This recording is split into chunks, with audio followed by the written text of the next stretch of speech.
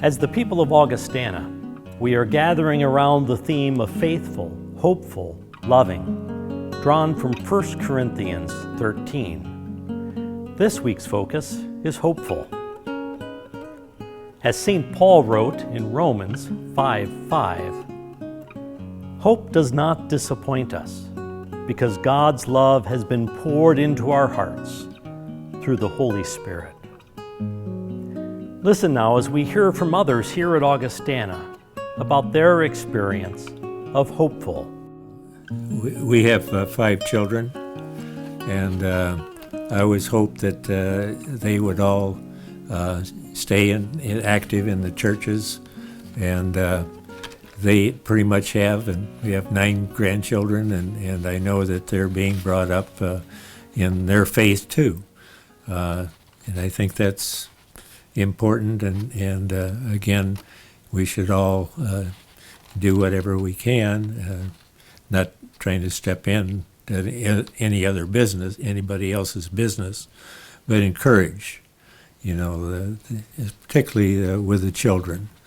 There are a lot of distractions nowadays with the sports and so on that have kind of sneaked in times that church is being held on Sundays, and a lot of them go travel here and there and everywhere, and the kids are not exposed to that. So if the membership would encourage that, and I'd be hopeful that those young folks would stay on and keep the church strong. The first thing that comes to my mind when I think of hope is the Hope Foundation and the Hope Festival that I was involved with, being an employee of the school for 40 years. And that fundraiser brought so much hope to the kids in Boone and the community of Boone, and it was just so inspiring to see the people I worked with come together, and the festival itself was a huge holiday, spectacular event. And when we first started it, I was kind of in on the ground level, and we hoped to make $1,000 the first time, and we took in over $10,000, and now we've given away over $500,000, and I just think the concept of hopefulness, even when people are in despair, was really inspiring to me. Well, the closest thing, and Sharon and I both talk about this, is with our grandson Hunter. He was born, we were all happy, we all got to hold him, and then they realized that his oxygen level was low, so he got shipped to Des Moines. Des Moines didn't know what was wrong, so they shipped him to Ankeny. Iowa City, I mean.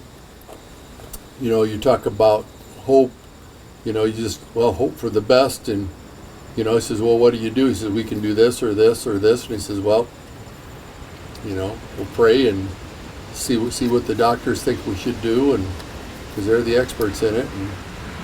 And the first part, everything worked out well with it.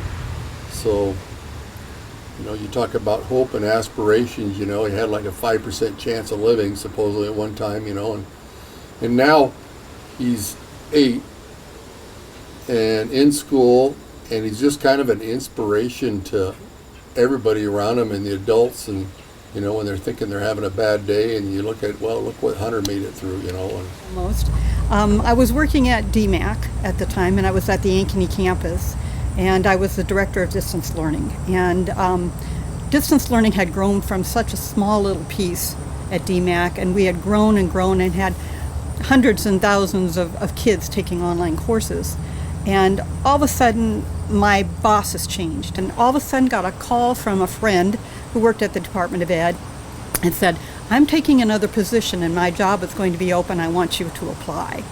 And I was just flabbergasted, and I just said, you think I could do your job? Because I had known what she had done. And she goes, oh yes, you need to apply for this job. She goes, actually there are 2 positions available, and I want you to apply for both of them because they would both be good.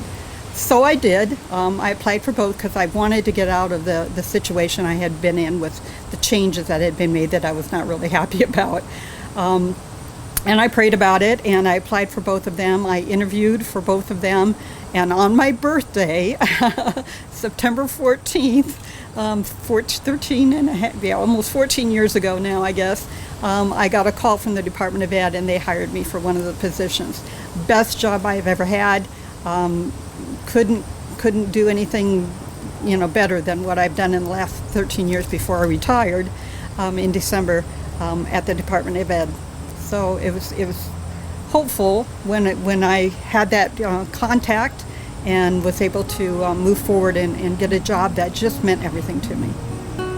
Powerful words, powerful witness from our fellow members at Augustana. You're invited to consider this invitation to be hopeful followers of Jesus.